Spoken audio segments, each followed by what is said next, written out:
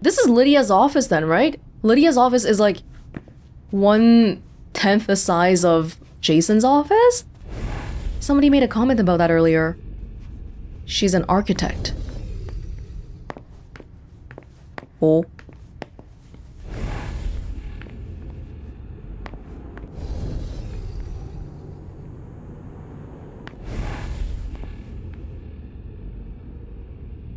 It looks like there's some small traces of blood. I've never been in this part of the apartment before. Their bedroom? Poems in Lydia's mother tongue. La hija de la flores, the daughter of the flowers. To Lydia from Abuelita. So like her own mom, right? Like June's Abuelita? Lydia's mom.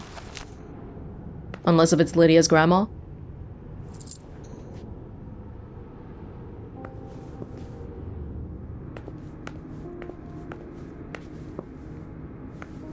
And there's a trail of blood. Jason, Lydia, June, in Costa Rica, I think. Very difficult for him to find time to spend with his family. I don't think Lydia's happy about it at all.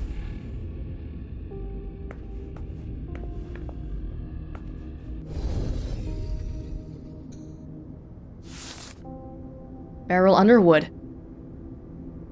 Dear Madam, Beryl Underwood is a particularly challenging subject in that he knows far more about finance than I do. He sees me as a mere subordinate and is highly suspicious of me. He most certainly uses extreme secure networks for his unusual business, and he would be wrong to do without them.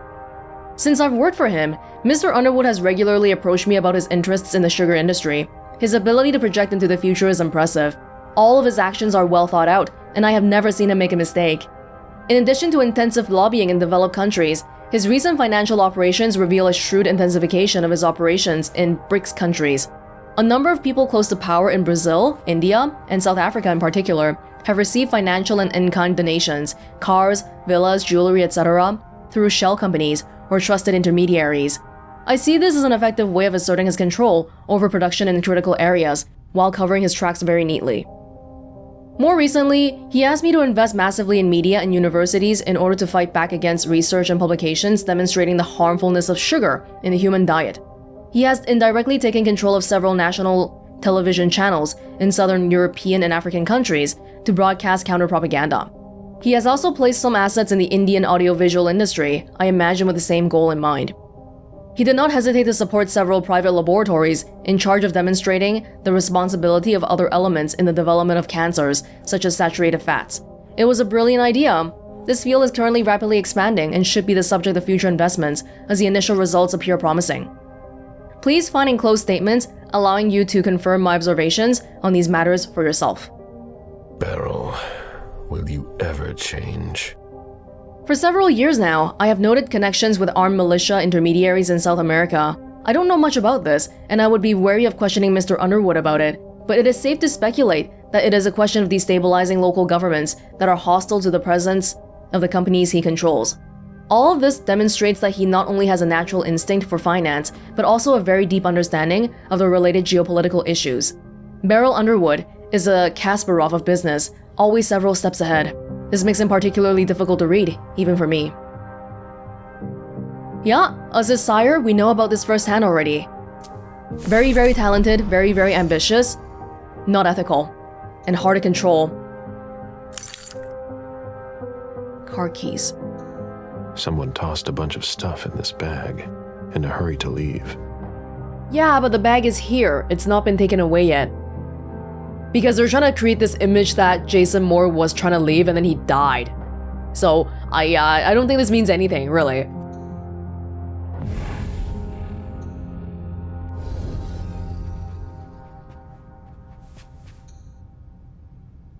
We can hack it. A cell phone. Locked, of course.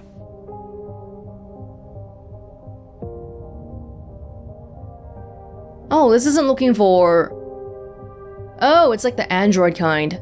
We're not looking for a number here. I'll be on the lookout. Suspicious item. Dear Lydia, thank you so much for the book of Emily Dickinson poems you so kindly sent me. It inspires me daily. I read it during golden hour or while I'm drinking tea. If feathers are a symbol of hope, I'll have to linger even longer in Mount Royal Park. You must come see me, and soon, before it gets cold for you, my snowbird, and you fly south for the winter. Gotta go, my oolong's almost ready. Give your daughter a kiss for me, XOXO, Emily. It's their shared bed. But Lydia... What happened to Lydia?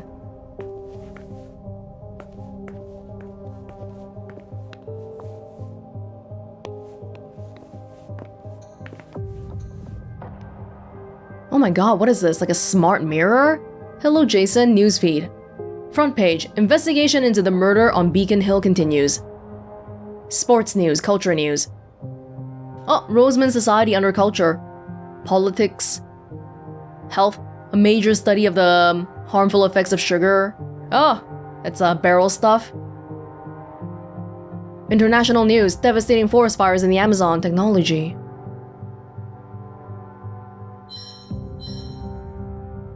Horoscope. Taurus, your selflessness will bring you closer to those around you, but beware of this power of attraction. For your projects to succeed, you will have to give up your desire to have everything.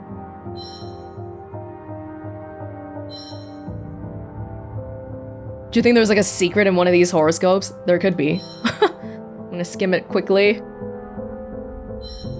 All of these apply to everybody. It's fine, we don't have to...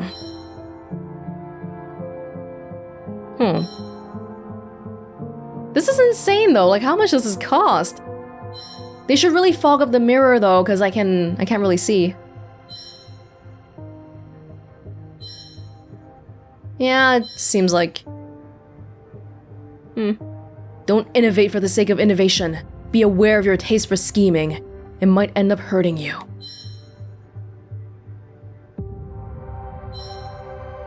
Okay. Weather. Kinda cloudy today. Wow. We can make phone calls here.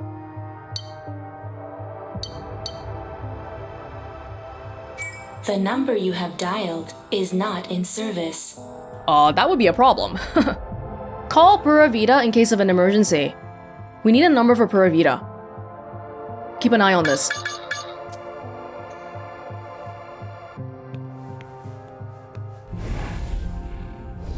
It must have been used to dress a wound.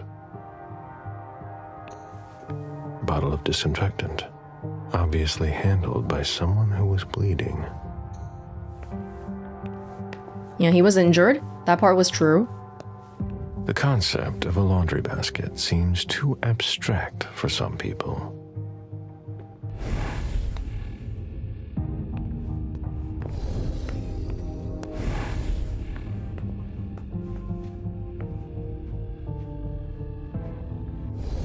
Okay.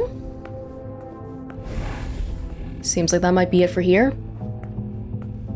We're on the lookout for several things. Phone codes, wall safe codes, whole ton of stuff.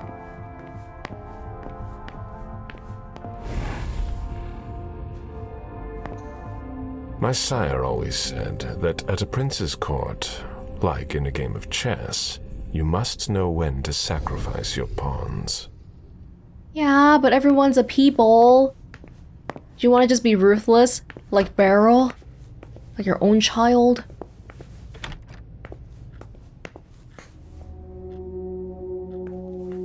June's room? June's whole life in pictures. June dressed up for Halloween. I'll finish here and I'm on my way. Jason and June, probably on a beach in Costa Rica. I get it, okay? Costa Rica, Pura Vida. A lot of photos. Actually, in Jason's own room, there really weren't that many, like, photos of them together. The cat is kind of scary.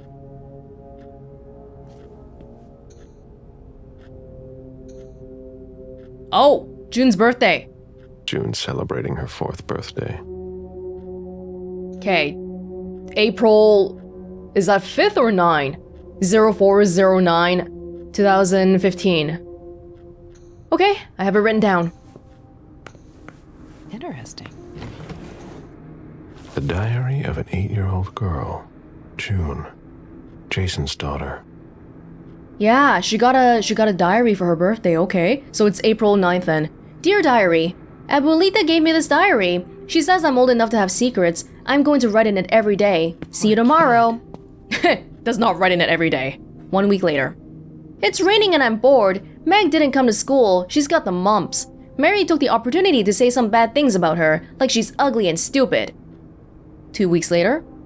Meg plays on her mom's phone without asking her. She said I could try with Dad's. I watch what he's doing, but it's not easy to see.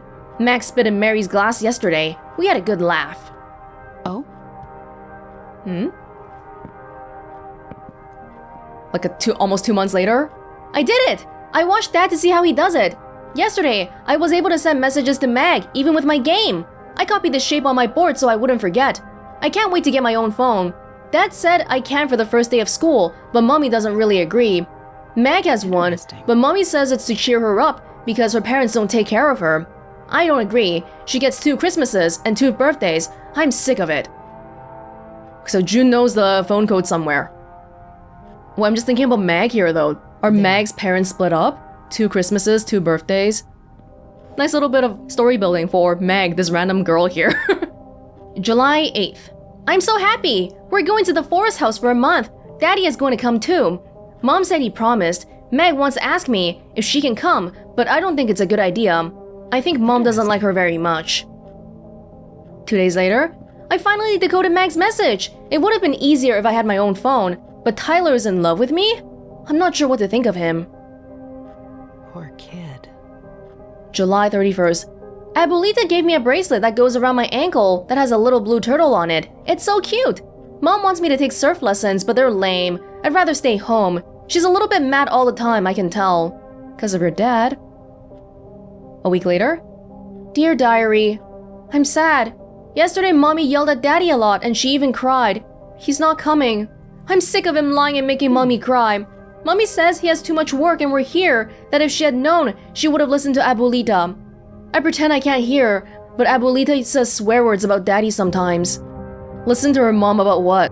Like about divorcing Jason or something? Oh? August 16. Yesterday I saw Meg in the park with her nanny. She's going to Italy next week with her dad. She's so lucky. She says she'd bring me back a keychain because her daddy always buys her whatever she wants. She's so lucky. 4 days later. Maria's been watching me since Saturday. Dad says that Mom went back to take care of the house in the forest and relax at Abuelita's. I cried because Mommy's not going to be here for my first day of school, but Dad says we'll buy the phone. I'm so happy. I want the same one as Meg. There. That's when something went wrong, because we know that on the 19th was the last time Jason texted Lydia. It's a lie. And it's so sad because Lydia said to June that kids only get phones because their parents don't take care of them. Guess who gets a phone now? Oh no. August 23rd. Dear diary, I'm sick of eating pizza. It makes your tummy hurt. Daddy doesn't want to cook. He doesn't want to do anything anymore. I miss Mommy a lot because she made me pasta. I found some candy in the kitchen and I ate it all. Daddy's sad. 1 week later. I got in a fight with Daddy. He doesn't want me to go to Meg's and I'm tired of being with Maria. She smells like Abuelita's closet and she never talks to me. I cried and said I want Mommy, and Daddy got angry and he cried too, so I went to my room. He says Mommy's sleeping now at this time of day there. I can't wait to grow up and leave and open our bakery with Meg. Why does Daddy have to cook himself? The caretaker, man. There's something... Lydia might leave home, but she seems to love June a lot, so I find it hard to believe that she would just leave her kid here. More importantly, the code. There's a code somewhere in this room.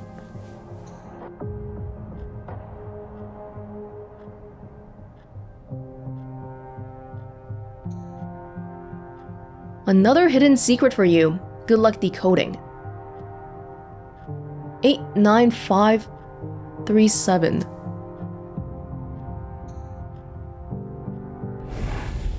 Oh. 89. Oh, she did it already. The circled in red. Tyler is in love with you. Right. Some school kid stuff. Oh, this is probably what they want me to do for PURA VIDA then, yeah? Because June mentioned in the diary that this is based on the phone. You can see the letters are corresponding to numbers, like 1 is ABC, 2 is DEF. Or actually, that's not right, but you get the point, right? 3 is DEF. And not all the numbers are available here, but all we gotta do is go back to the mirror then. Yeah, earlier when we were looking at it, I was wondering why that phone had ABCDEF, because no other phone we've seen so far had that, so that's gotta be it then.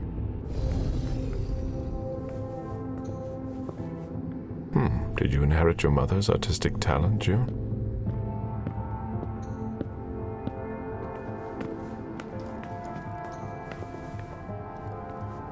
You must be Smith. Yes. Rickman. Have you found anything? Not yet. This is the girl's room. There's no sign of her. I guess that's a good thing. I'm going to take a look around. Let me know if you find anything. Okay, Smith. Look, it says PURA VIDA here again. They say PURA VIDA in like every single room in this house. They're trying to like subliminally bang it in your head that this is a thing. Oh, hey, is that the Android phone unlock code? There. The M? The 5863 seems kind of suspicious too. Maybe I should write it down. Oh my god, June's room has like a billion secrets. Kids. There are bloody fingerprints on Jason's phone, or a phone in Jason's room.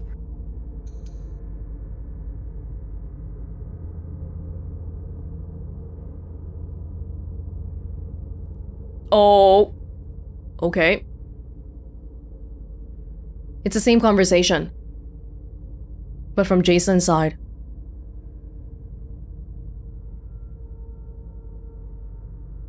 But there's other conversations? Beryl Underwood, September 5th, 1:20 a.m. Call back. Lydia was killed. It's not pretty. What?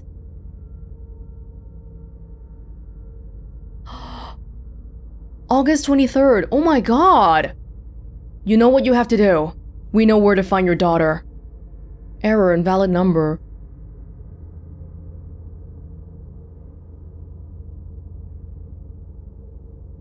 That's it?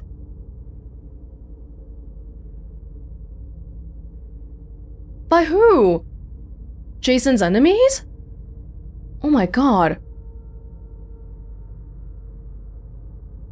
Message from June. Dad? From school. Thank you, thank you, thank you! The man you sent to pick me up from school told me I was gonna see mommy. I'm so happy. And sorry about yesterday, okay? I'm so happy. Thanks, Dad. You're gonna come join us this time, right? XOXOXO. Oh no. Dad? Thank you, thank you, thank you! But Mommy's dead. Mommy's dead.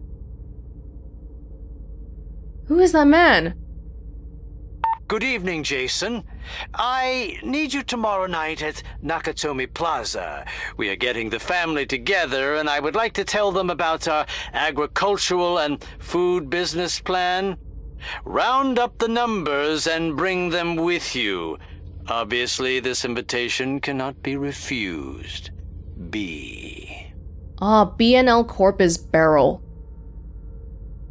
Jason, my cousins didn't show up after all. Stay home if you haven't left, or meet me at Hazel's house if you want. Call me back and tell me where you are. The Beryl tried to privately contact Jason. I think they're trying to give the impression that Beryl's really suspicious because when we were playing as Leisha, we couldn't read his thoughts, we couldn't get anything from him. And now we know that he's very good at finance and politics and all that, but it's too obvious if he's the bad guy. Like the bad guy as in the inside, the spy. But yeah, there's something going on here. He's speaking in code just in case. Who are the people kidnapping June and Lydia though? Is that related to the vampire stuff or is it just Jason's own enemies or I am so confused. a bathroom with a shower and a tub. June's father spoils her. I'm reminded of the phrase that some people are so poor, all they have is money. Jason makes so much money, but I don't really think his family, he really spent time with them. Now, apparently Lydia's gone, June is, we don't even know where she is, Jason might be alive somewhere, but like, this family is broken. Find anything? Nothing yet.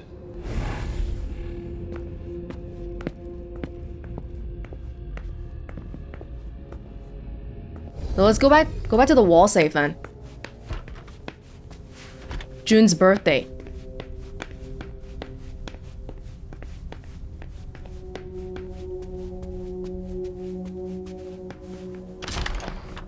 Y'all still here?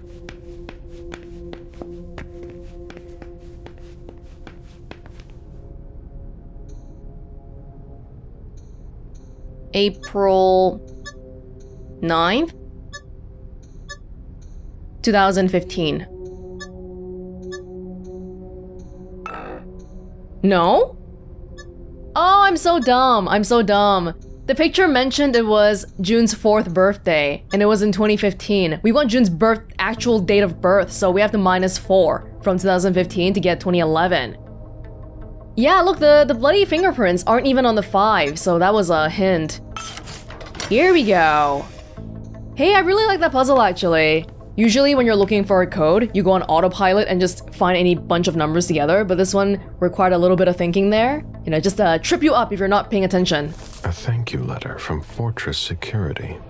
After the installation of a system for more. Maybe he kept it for reference. I've already heard about this company somewhere. Dear Mr. Moore, thank you for choosing us. We hope you are satisfied with our services.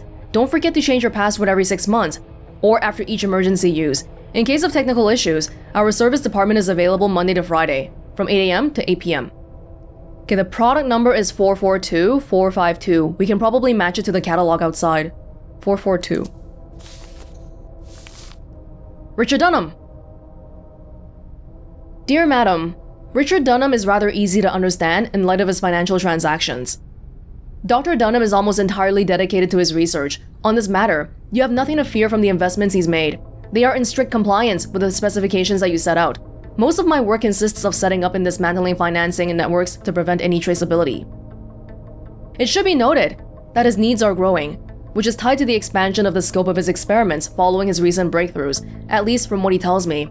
Unfortunately, I am not in a position to give an opinion on this point, but from a purely financial point of view, the results are not there for the moment. However, I have high hopes for the markets that are sure to develop in the near future as a result of your drive. Please keep in mind that the investments that have been made are colossal. Other than that, Dr. Dunham does not get involved in the management of his affairs as long as the sums he requests reach him quickly. However, he instructed me to inject resources into private institutions for individuals suffering from psychological issues. I believe he would like to keep an eye on his most interesting cases. He also created a research laboratory that specializes in hypnosis. Its existence is highly confidential, as there have not been any major advances. However, as he does not want to give up on an idea, he regularly asks me to increase the financial support for this organization. There was a lot of money involved. We're not going to get a return on our investment anytime soon. Finally, I recently took the liberty of creating Von Kraft Holding to collect the income from his activities and invest it into reliable areas. However, I must admit that the profits are lower than expected to date. An institution like Boston's Red Salon in particular, with its undeniable success, receives the support of many eminent members of your organization, and yet this is not reflected in the salon's accounts. As Dr. Dunham is rather secretive on this point, and Mr. Underwood has recently taken over management of the venue, I do not have access to enough elements to substantiate my allegations. However, while my forecasts are not always 100% accurate, they cannot be so far removed from the reality of the situation. The only conclusion that can be drawn from this is that the capital is disappearing without my knowledge. I recommend a thorough investigation of the Red Salon to shed light on this major issue. So someone is funneling money out of the Red Salon. Who? One of the Primogen is what it sounds like, but which one? It sounds like Beryl is a suspicious one, but that's too simple. But maybe sometimes the most simple explanation is the correct one. A thank you letter from Fortress Security. 442. After the installation of a system for more. Maybe he kept it for reference. I've already heard about this company somewhere. 442. 452.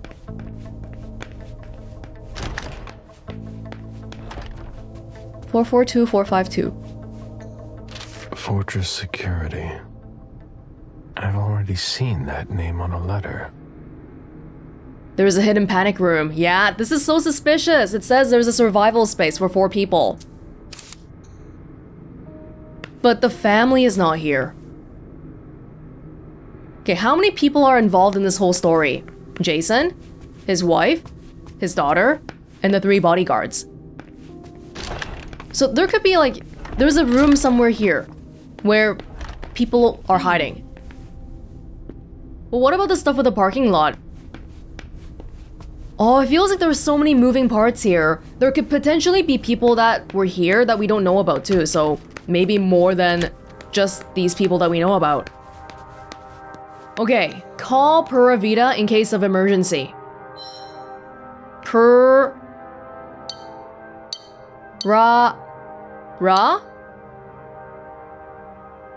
VIDA?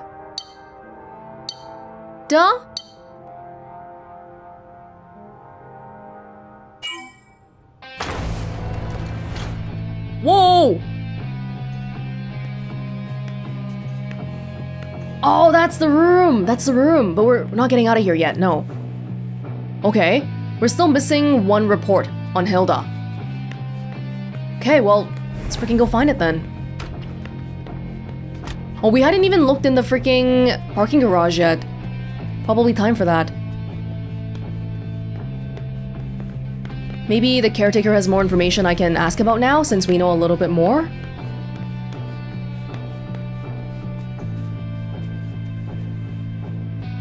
I've just got one more question. Yes. What do you want to know? Oh, pfft. Does the name Fortress Security mean anything to you? Does it ever? Hard to forget them. They came out here last year to work on a project for about 2 weeks.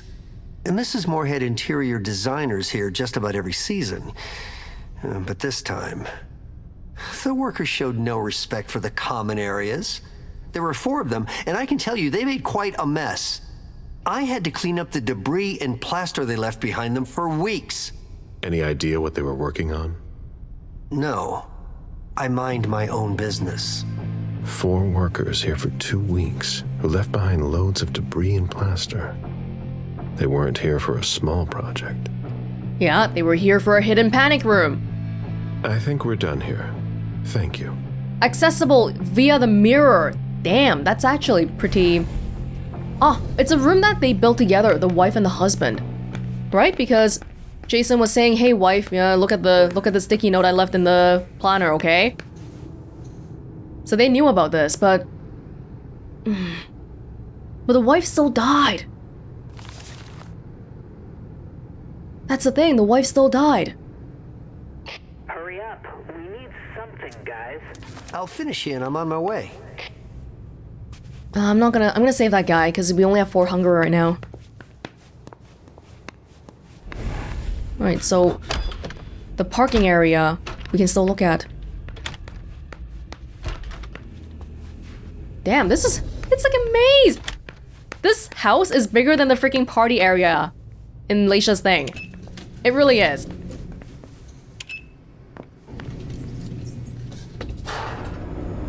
I gotta say, we've been learning so much more information now, but it's still not exactly clear to me what actually happened here.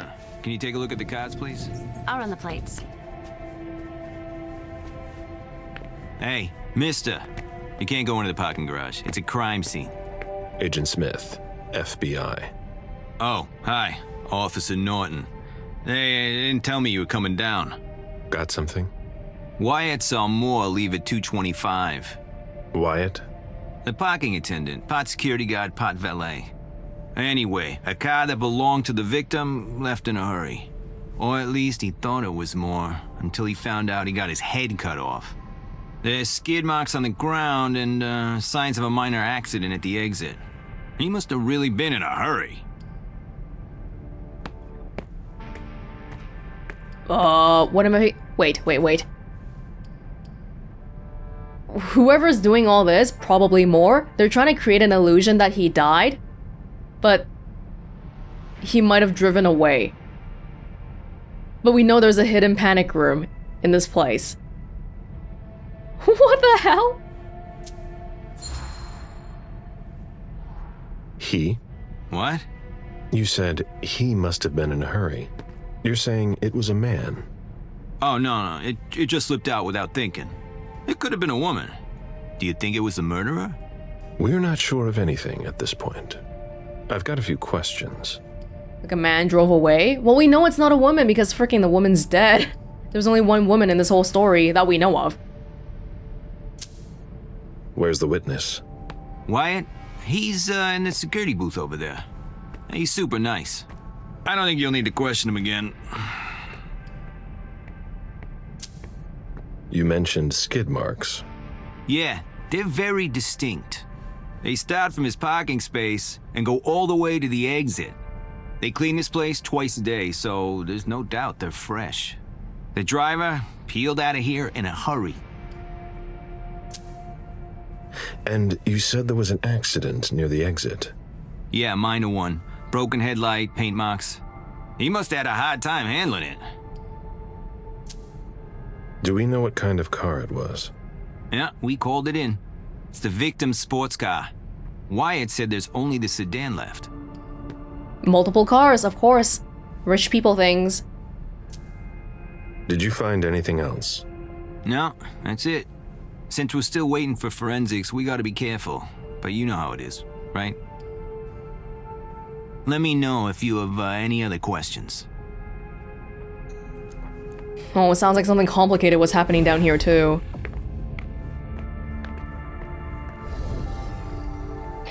Did you find anything? Got the key already. Hilda McAndrews. Dear Madam, although she is not directly involved in the world of finance, Hilda McAndrews has a keen instinct for leveraging her assets. She knows exactly what she wants and how to get it, which makes our interactions quite simple. Her business as an art dealer is fairly conventional, though the scope of her dealings is vaster than with any of my other clients. Ms. McAndrews has made it very clear that she wishes to differentiate her personal acquisitions, which she keeps in her private collection, from the pieces she acquires for investment purposes. On this matter, I admit I am impressed by her knowledge of the field. She very rarely makes transactions at a loss, and when she does, the loss is immediately compensated by a true master stroke. She leaves nothing to chance, which is reassuring for an asset manager, especially when dealing with such large amounts. The rest of her day-to-day transactions reflect the usual lifestyle of a person of her rank within your prestigious organization. There isn't much to report in that regard. Ms. McAndrews likes nice things, and this is reflected in her expenditures. With regard to the Roseman Society, her foundation, Ms. McAndrews prefers to be in charge of every single transaction. There is no question of my putting trusted managers in charge of it. The only leeway I'm given is with regard to the purely financial side of it, which she does not concern herself with.